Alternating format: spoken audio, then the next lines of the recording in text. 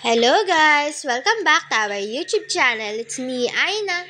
Ngayon nga pala guys, ay maglilinis tayo dito sa harapan namin at magdidilig ng mga halaman.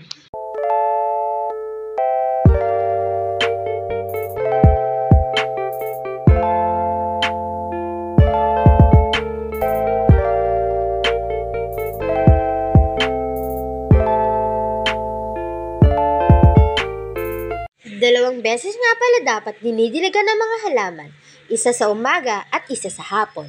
Nakakatuwa rin namang makita na magaganda ang tubo nito.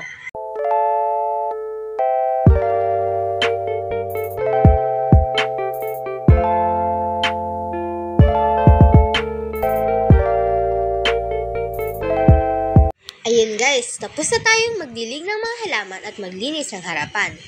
Update ko na lang ulit kayo sa mga susunod kong video.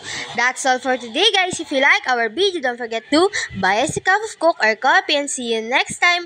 Bye!